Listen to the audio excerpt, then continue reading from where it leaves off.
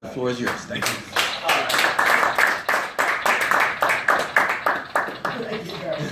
No, thank you. Thanks for moving it together.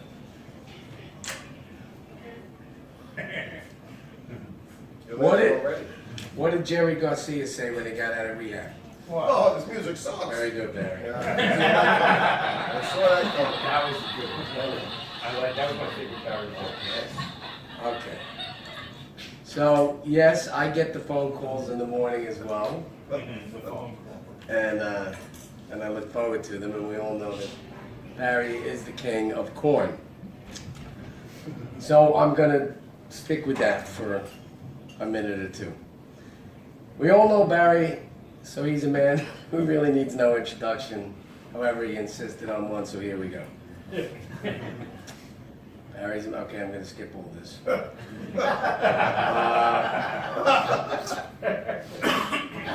Barry admitted to me that he really wanted to present some people tonight who could pay loving tribute to him. He couldn't find any, so he got us here. Is it working? One thing we can all agree on, that Barry's a pretty funny guy, or thinks he is anyway. Okay. His jokes are the ones that killed vaudeville. I'm done. Okay, so looking at me, you can see I don't spend a lot of time styling my hair, but Barry's so bald you can always see what's on his mind.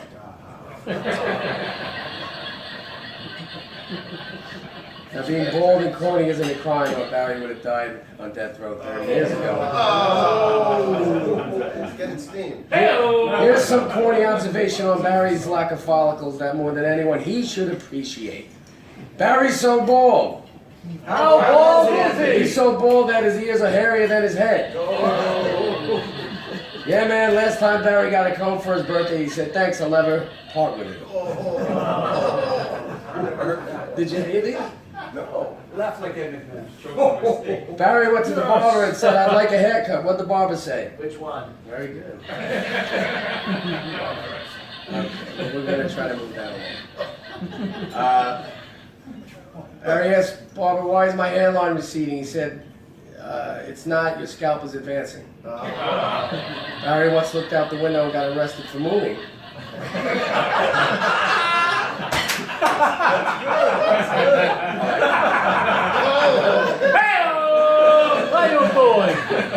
Barry, why did you put a rabbit on your head? Because you wanted a head of hair. Barry, what does a bunch of bunnies and Barry have, hopping backwards and Barry have in common? A receding hairline. Oh, we knew that one. All right, we're almost done with the bald jokes. Here's one. He is an intellectual, so he'll get this. Here's one right up Barry's alley. What's the difference between a monkey, an orphan, a prince, and Barry? A monkey has a hairy parent. An orphan has nary a parent. A prince is an heir apparent, and Barry has no heir apparent.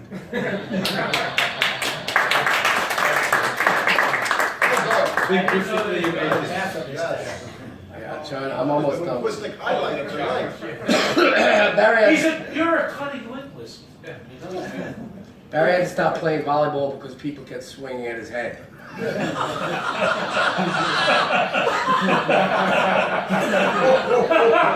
Heard any of you? You are correct, sir. You're all correct, sir. The tit joke, that I heard it with Ed McMahon. Yes. Okay. The zookeeper told him, oh, well, that was Barry swinging at his head. Yeah. Okay, so they told him to stick to playing his guitar. Everyone knows that Barry is a guitar player. I myself met Barry in 1993 at the hospital we worked at. Barry was still confused at that time and was receiving estrogen injections to help him in his transition. Oh, I remember that. But he has since rectified that issue. Shortly thereafter, we formed the band. We rehearsed twice a week and played gigs for about 2 years. This is true. You learn a lot about people when you're in a band with them, most times more than you care to. One thing I learned is that Barry loved the Grateful Dead and was fond of playing long, drawn-out. I'm not criticizing here, but his solos were sometimes so long that it wasn't uncommon for an audience member to both develop a bad case of kidney stones and then pass them while Barry was still playing. That's good, yeah. It's good, it's good. This part I wrote. I like that one. Oh yeah, we watched newly impregnated women pass through all 3 trimesters and give birth while Barry was still playing his solos.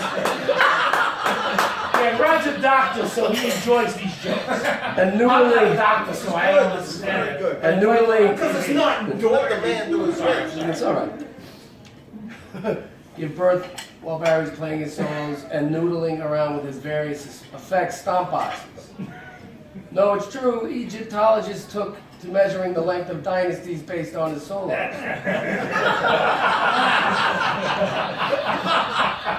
Another thing I learned is that Barry loves volume while he solos. Spinal Tap has nothing on him as his amp apparently went to 1100. Speaking of tap, Barry took to hiring a team of midget roadies to cart in his giant speaker cabinet after developing a hernia. These guys know that cabinet. Barry would be so engrossed in his solos that he wouldn't even notice the audience and band members running for cover, leaving trails of blood emanating from their ruptured eardrums. After a while, we had to hire a nurse to treat people at our gigs. Barry's real good, but sometimes it got to the point where Barry's solos were like lawsuits. People were relieved when the case was finally closed. Oi! Oh yeah, Barry's solos became like premature ejaculation. We knew they were coming, but there was nothing we could do about it. Yes,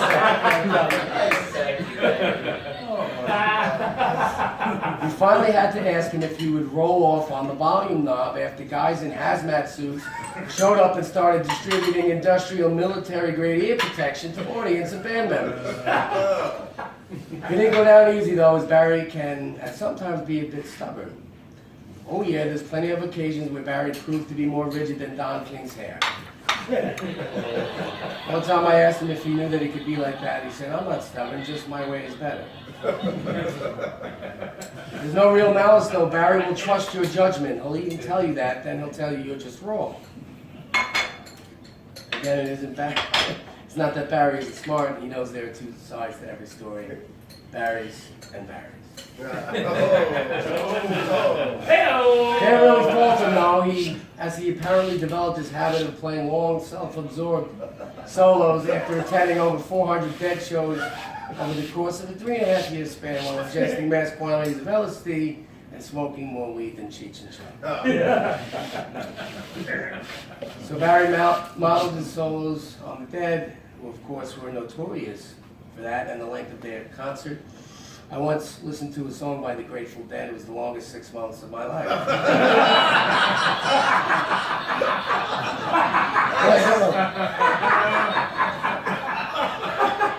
The Dead are planning to release a 6-CD retrospective for the holidays, but they're having trouble deciding which song to pick. The Dead have been around a long time. Dead fans are old. Drums at Dead shows are like electronic dance music for people with dentures. Okay. But we all know that soon Barry will join the ranks of happily married men and might have to shorten those solos. I know this newlywed Dead fan who told me that if he plays the Dead loud enough, his wife will leave and do laundry. It'll come in handy. But Barry loves the Grateful Dead. Hey Barry! Oh, I already did that. Why do the Dead have 2 drummers? Why? In case one of them falls asleep during a solo.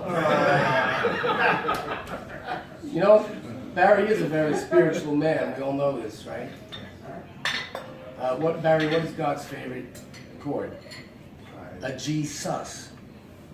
Jesus. Oh. See what he did? Yeah, I saw when he did that. That was awesome. Whether it's the Dead, Clapton, Neil Young, or whatever, Barry loves playing his guitar. Barry, did you hear about the farmer who goes out and plays his guitar all day in the cornfield? No. Yeah, it's music to his ears. Oh. I like that one. There you go. Okay, so this evening has been not fun. I was hoping for more. Can I have my check back? Hope it worked out for you, Scott. I'm happy to have Stop been. payment on it, sir. Yeah, I don't think he cashed it yet, I checked. Yeah. I'm happy to have been asked here to participate in this night and look forward to taking part in Barry and Heidi's rapidly approaching wonderful day. Heidi is an amazing woman who deserves a wonderful husband. Having said that, none of us here tonight should rest until we get to the bottom of what went wrong for her.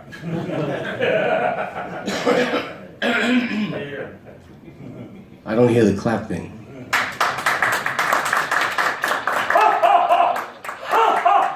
I'll do the left track. Even the EMT's gonna come in. Okay. In all honesty, Barry and I have been true friends for over 25 years. As mentioned, a large part of our friendship centered around music and band in the early days. We also spent a lot of time just hanging out and jamming on acoustics in his apartment when he had that Cutlass. I forgot about that until you were talking about that. It was there that I noticed he had a picture of the cast of the Mary Tyler Moore Show in his disgusting and decrepit bathroom. That's true. Evidently, he loved the show so much, the picture acted as a laxative for Barry when he was in one of his rigid phases.